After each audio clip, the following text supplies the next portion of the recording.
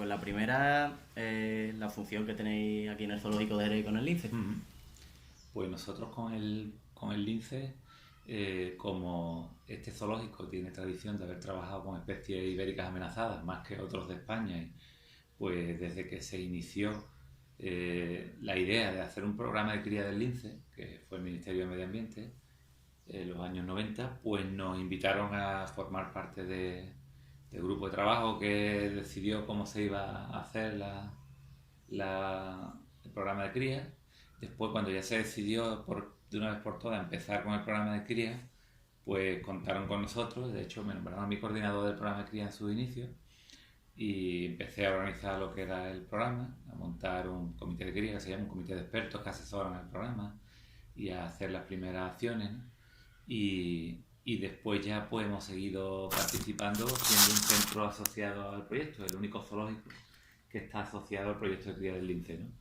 Y entonces el zoo ha jugado un papel importante en ese campo.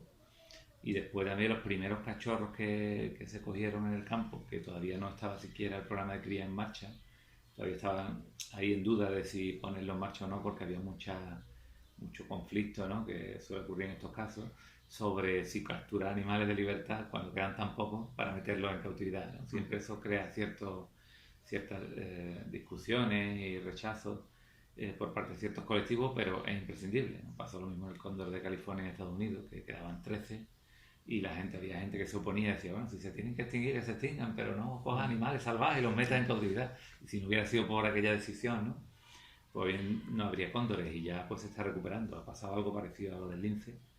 Lo que pasa es que el lince ha sido en menos años y afortunadamente pues fue un gran acierto el empezar un programa de cría.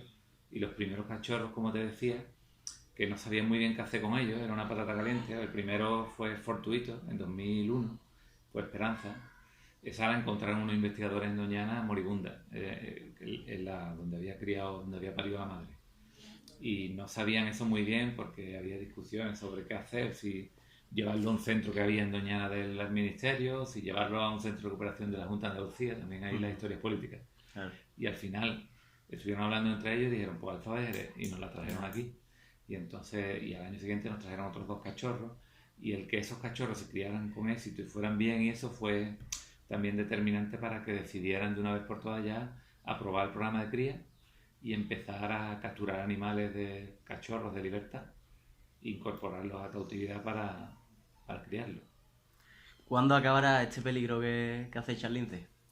Pues mira, peligro siempre, la especie silvestre, por desgracia, por la actividad del ser humano siempre hay peligros, ¿no? Pero la situación de la especie ha mejorado mucho en estos últimos años que hemos pasado. En 2002, que fue cuando tocó fondo, quedaban 90 y tanto, no llegaba a 100, y ahora vamos por unos 600 y pico en libertad, y después tenemos un stock en cautividad de 100 y algo, 100 y poco. Y entonces la situación ha cambiado muchísimo, y de hecho se ha cambiado de categoría. Hay unas categorías para las especies amenazadas que las normaliza la Unión Internacional de Conservación de la Naturaleza, y el peligro más amenazado antes de extinguirse del todo es en peligro crítico de extinción, que es en el que estaba el lince hace unos años. Y ahora, gracias a eso, a cómo han mejorado las poblaciones, sobre todo gracias a la suelta de animales que se han criado en cautividad, y a que ya, además, no solo importa el número, sino cómo estén, que no estén todos en 2 puntos, porque si pasa algo ahí, que es lo que pasaba hace 15 años, que nada más que quedaban en Doñana y en Andújar, y si pasa algo en esas poblaciones, pues ahora mismo pues hay nuevos núcleos que se han creado soltando animales. Tengo entendido que llegó a ser como el felino más amenazado del mundo. Sí, más amenazado del mundo, y sigue Sigue siéndolo. Pero ya, bueno, no es lo mismo tener 100 que tener 600. Claro. Y sobre todo tener el seguro de vida, que supone tener 100 y pico animales en cautividad, claro, que además están genéticamente muy bien seleccionados. Y entonces, como te digo, pues precisamente este año la Unión Internacional de Conservación de la Naturaleza ha evaluado otra vez la situación y lo ha pasado, que eso pasa con pocas especies desgraciadamente, que mejoran de categoría, ha pasado de en peligro crítico de extinción a en peligro de extinción, que es la siguiente. Sí, y la siguiente fase sería pasarlo de en peligro de extinción a vulnerable. ¿Y eso a partir de qué cifra? Eso depende del número de territorios ocupados, y, o sea, todavía queda, pero si todo marcha como más o menos va y eso, de aquí a lo mejor a 3 o 4 años se puede pasar a vulnerable. Y eso pues sería un alivio, vamos, Claro. la situación de la especie mejoraría ya muchísimo. Y además, bueno, no haría falta hacer el esfuerzo, lo que comentaba antes, el esfuerzo financiero que se está haciendo de proyectos LIFE europeos, Claro. que se está gastando mucho dinero en lince, ¿verdad? Ya hablaremos de eso ahora. Pero que ya cuando pasa vulnerable y tal, ya se bajará, bueno, ya se está bajando el gasto y se está dejando que la especie sola se Se vaya. vaya. Y como has mencionado antes, que uno de los peligros para el lince es el ser humano, yo te quería preguntar si podrías más o menos enumerarme cuáles son esos peligros aparte del ser humano y eso. Sí, pues mira, el principal problema que tiene el lince es la falta de conejos, porque el lince es una especie que ha evolucionado aquí en la cuenca mediterránea, en la península ibérica, que es una zona donde había históricamente muchísimo conejo. Entonces se ha especializado en esa presa, le ha pasado a otros también, a otros depredadores ibéricos, ¿no? Y depende muchísimo del conejo. La gente dice, bueno, si es un felino, ¿no? Si no hay conejo, comerá perdices o comerá crías de ciervo o comerá jabalíes. Y es verdad que puede comer esas presas, pero es tan experto el lince en conejos, perdón, que si no hay una densidad de conejos medianamente decente en una zona, no es capaz de establecer un territorio y criar. Entonces puede sobrevivir comiendo otras presas, pero si no hay conejos en esa zona, lo que hace es irse a otro sitio a buscar conejos, a otro sitio, así va vagando hasta que encuentra un sitio con conejos. Y el problema es que la población de conejos, bueno, que hay menos del 10% de los conejos que había a principios del siglo XX, ¿no?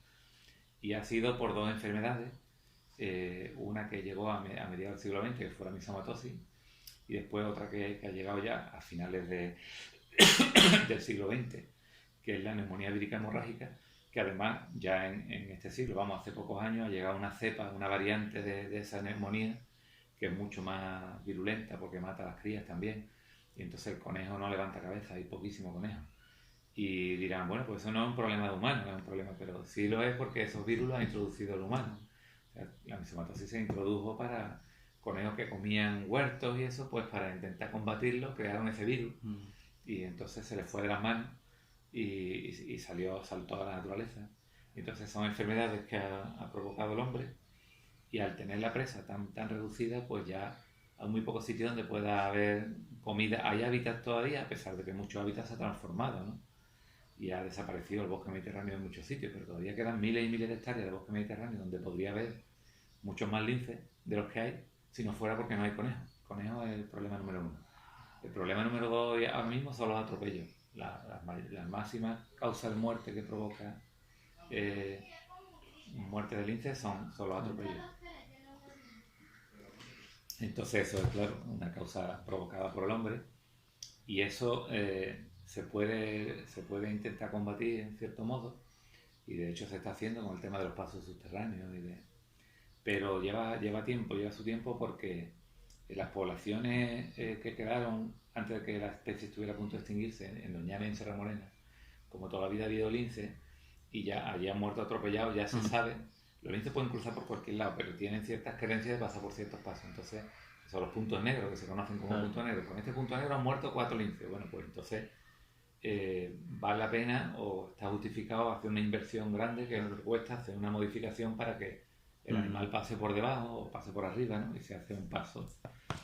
Pero el problema es que ahora mismo, como se están reintroduciendo linces en zonas donde se había extinguido hace 20, 30 años, en Monte de Toledo, en Extremadura, en Portugal, todos esos sitios, al ser nuevas poblaciones que llevan 5 o 6 años nada más, todavía no se conoce bien cuáles son los sitios donde... Claro, es que eso es uno de los... A la hora de argumentarme, digamos, para la entrevista, he encontrado vídeos en los que se veía a lo mejor los linces saltando por encima de las vallas y esas cosas, entonces te quería preguntar por eso, porque me resulta extraño que viendo los pasos, pues...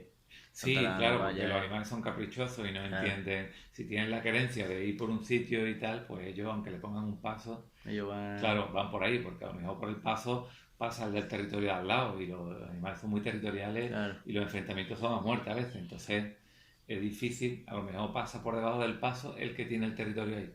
Pero precisamente ese va marcando con orina todo su territorio. Entonces el que está en el territorio al lado dice, yo por el paso que está el otro no voy, yo voy por aquí. Entonces es difícil atinar con lo de los pasos. Después hay medidas más baratas que los pasos, como el quitar vegetación de cerca de la carretera para que el animal vea mucho espacio y no pase por ahí porque se sienta vulnerable, sino que busque un sitio donde, en la zona donde hay paso, el monte se lleva hasta el mismo paso para que el animal se sienta ahí más refugiado. Y ya te digo, en estas zonas nuevas de reintroducción están muriendo animales atropellados y no se sabe bien todavía cuáles son los puntos más donde suele ocurrir más que son más sensibles, los puntos negros. Y después, una vez que se conocen los puntos negros, eso hay que las administraciones, en este caso de medio ambiente, tanto en Portugal, Extremadura, Andalucía, sea la que sea, tiene que trasladarlo a las administraciones, y la carretera es nacional, pues al Ministerio de Fomento, y hacerle un informe que justifique el que hagan ahí una modificación. Ellos tienen que hacer un proyecto, un presupuesto, aprobar el presupuesto, tal, que las cosas administrativas son muy lentas.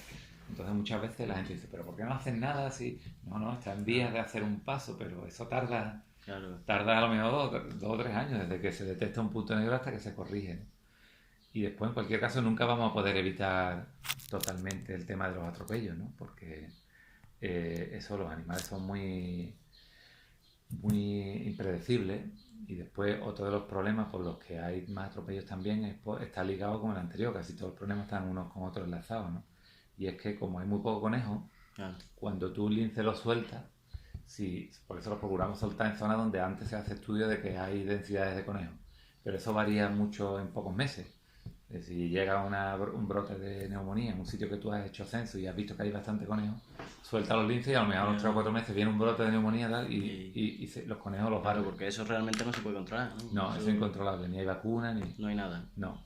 Entonces, el lince, cuando no tiene conejo en su territorio, como te dije antes, no se conforma con cazar otras cosas, puede cazar para eso, para subsistir, pero él empieza a buscar sitio con conejo y empieza a vagar. Empieza a dar vueltas, a hacer kilómetros. Claro.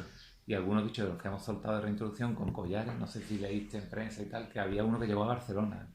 Eso no lo había leído. Pues llegó hasta Barcelona y se instaló en una pequeña zona que había conejos. El tío dio con un sitio con conejos allí en medio de zonas de cultivo, que había un bosquete que había conejos, y allí se instaló el tío. Y estaba allí, tenía comida, y lo que pasa es que no tenía sentido porque allí, claro, un animal aislado no puede reproducirse ni puede... Entonces se fue, se le puso una jaula trampa con cebo y tal, se capturó y se devolvió a una zona donde ya se ha quedado. Pero ahora mismo, con la tecnología que hay, pues sabemos todos los linces que soltamos de cautividad y tal, le ponemos el collar GPS y sabemos los movimientos. Claro.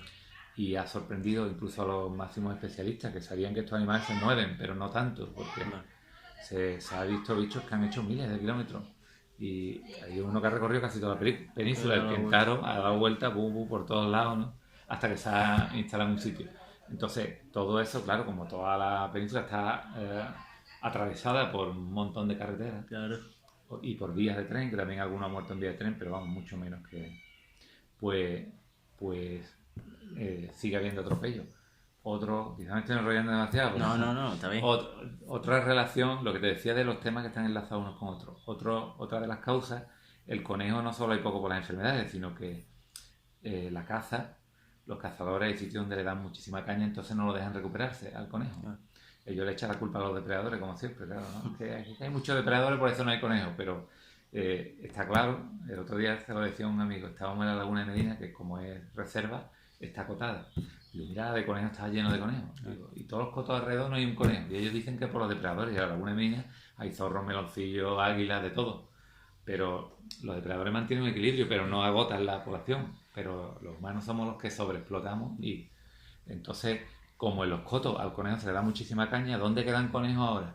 Pues en los taludes de la autovía, que está prohibido, alrededor de las carreteras no se puede cazar. Pues los taludes de la autovía están llenos de conejos. ¿Y ahí dónde van? Y los linces van allí a cazar. Entonces, claro, más causa para que mueran atropellados. De todas formas, las causas naturales de muerte, esto de la falta de comida es un problemón, pero está eso provocado en buena parte por el hombre. Después, otra causa de muerte que se produce en libertad son enfermedades, que eso es natural también. Y una causa que no se conocía tampoco, y se ha empezado a conocer a partir de ponerles collar a los animales y hacer un seguimiento mucho más fino, son las muertes entre ellos mismos que se matan. Que que son unos salvajes Son y muy- son muy territoriales, y como entre un bicho joven o más débil, entre un territorio de un animal potente que esté manteniendo un territorio, si puede se lo carga, Se lo va a cargar. porque es la competencia. Y, pero vamos, que esas son causas totalmente naturales y la población crecería a pesar de eso. Incluso los atropellos, a pesar de los atropellos, la población podría seguir creciendo, y de hecho está creciendo, ¿no? También está creciendo porque estamos soltando animales de cautividad todos los años, pero que aunque no soltáramos, pues nacerían más linces de los que mueren atropellados